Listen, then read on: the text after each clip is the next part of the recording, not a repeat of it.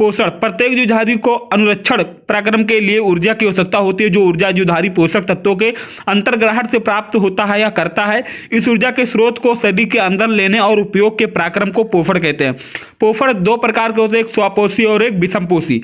हमारे शरीर में क्षत एवं टूट फूट रोकने के लिए अनुसंरक्षण पराक्रम की आवश्यकता होती है, जिसके लिए उन्हें ऊर्जा की आवश्यकता होती है। यह ऊर्जा एकल जीव के शरीर के बाहर से आती है।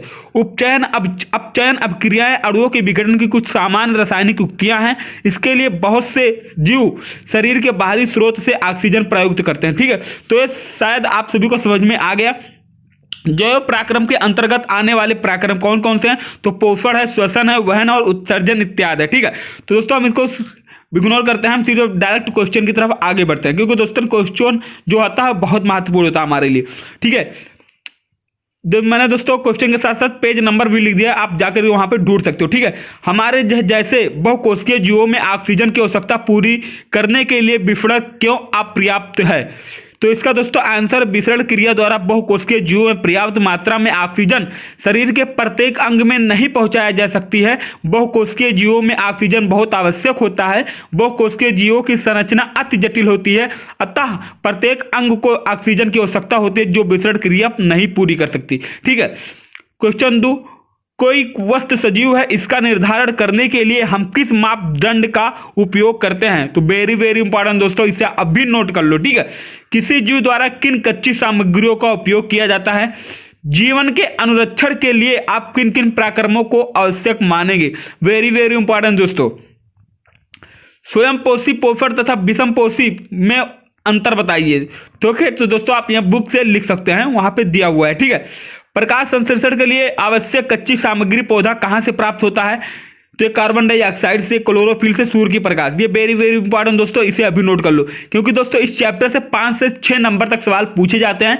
तो इसलिए दोस्तों मैं चैप्टर आप सभी के लिए लेकर आया हूं। इस पार्ट का 1 शॉर्ट लेक्चर है दोस्तों, तो पूरा अटेंड करना। हमारे आमाशय में अम्ल की भूमिका क्या होती है? पाचक एंजाइमों का क्या कार्य है? पाचक एंजाइमों का क्या कार्य है? पचे हुए भोजन को अवशोषित करने के लिए क्षुद्रांतरता को कैसे अभिकल्पित किया जा सकता है? श्वसन के लिए ऑक्सीजन प्राप्त करने की दिशा में एक जलीय जीव की अपेक्षा स्थलीय जीव किस प्रकार लाभप्रद है? ग्लूकोज के ऑक्सीकरण से भिन्न जीवों में ऊर्जा प्राप्त करने के भिन्न पथ क्या है? वेरी वेरी इंपॉर्टेंट दोस्तों, मनुष्यों में ऑक्सीजन तथा कार्बन डाइऑक्साइड का परिवहन कैसे होता है? यह भी नोट कर लो दोस्तों, 3 नंबर का आता है। वेरी वेरी इंपॉर्टेंट दोस्तों, गैसों के विनिमय के लिए मानव फुसफुस में अधिकतम क्षेत्रफल को कैसे अभिकल्पित किया जा सकता है? मानव में वहन तंत्र के घटक कौन से हैं? इन घटकों के क्या तात्पर्य है? वेरी वेरी इंपॉर्टेंट दोस्तों, आगे बढ़ते हैं। स्तनधारी तथा पक्षियों में ऑक्सीजनित तथा विऑक्सीजनित रुधिर को अलग करना क्यों आवश्यक है? उच्च संगठित पादप में वहन तंत्र के घटक क्या हैं? पादप में जल और खनिज लवण का वहन कैसे होता है? पादप में भोजन का स्थानांतरण कैसे होता है? विक्राणु नेफ्रॉन की रचना तथा क्रिया विधि का वर्णन कीजिए। दोस्तों आपको बुक में मिल जाएगा, वहां से आप इसे देख सकते हैं। ठीक है, उत्सर्जी उत्पाद से छुटकारा पाने के लिए पादप किन विधियों का उपयोग करते हैं? वेरी वेरी इंपॉर्टेंट दोस्तों, आगे बढ़ते हैं। मूत्र बनने की मात्रा का नियमन किस प्रकार होता है? मनुष्य में वृक्क एक तंत्र का भाग है जो संबंधित है, तो किससे संबंधित है? पादप में जाइलम उत्तरदायी होता है। ये दोस्तों ऑब्जेक्टिव क्वेश्चन है। पादप में जाइलम उत्तरदायी होता है तो जल का वहन होता है। स्वपोषी के लिए आवश्यक है सूर्य का प्रकाश, और उपरोक्त सभी में दोस्तों आवश्यक है। पाइरुवेट के विखंडन से यह कार्बन डाइऑक्साइड जल तथा ऊर्जा देता है, और वह क्रिया होती है माइटोकॉन्ड्रिया। हमारे शरीर में वसा का पाचन कैसे होता है? यह पराक्रम कहाँ होता है? मतलब यह क्रिया किस जगह पे होता है हमारे शरीर के अंदर? वेरी वेरी इंपॉर्टेंट दोस्तों, भोजन के पाचन में लार की भूमिका क्या होती है? तो ये दोस्तों वेरी वेरी इंपॉर्टेंट है। ठीक है, मुंह में उपस्थित लार ग्रंथियां लार रस को स्रावित करती हैं।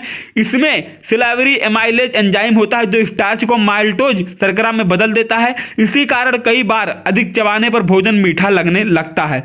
स्वपोषी पोषण के लिए आवश्यक परिस्थितियां कौन सी हैं और इसके उत्पादात क्या हैं? वायवीय तथा अवायवीय श्वसन में क्या अंतर है? Very very important. तो ये हर साल पूछा जाता है, इसे अभी नोट कर लो। इन सब क्वेश्चन में से हो सकता है दोस्तों यही आ जाए, तो कि मैं दोस्तों 100% कंफर्म दावे के साथ कहता हूं ये बिल्कुल पूछा जाएगा। ठीक है, आगे बढ़ते हैं। गैसों के अधिकतम विनिमय के लिए किस प्रकार का अभिकल्पित है? हमारे शरीर में हीमोग्लोबिन की कमी के कारण क्या प्रमाण हो सकते हैं? ठीक है, तो मनुष्य में दोहरा परिसंचरण की व्याख्या कीजिए, क्यों, यह क्यों आवश्यक है। ये भी दोस्तों वेरी वेरी इंपॉर्टेंट है, ये अभी भी नोट कर लो, ठीक है। तो आई होप दोस्तों आपको इस चैप्टर से जितना भी क्वेश्चन बनता होगा वो सब कवर हो चुका है, ठीक है। कोई एक्स्ट्रा बिल्कुल नहीं पूछा जाएगा। तो वीडियो अच्छी लगी वीडियो को लाइक कर दो, अपने दोस्तों के साथ जरूर शेयर करना। मिलते हैं नेक्स्ट वीडियो के साथ।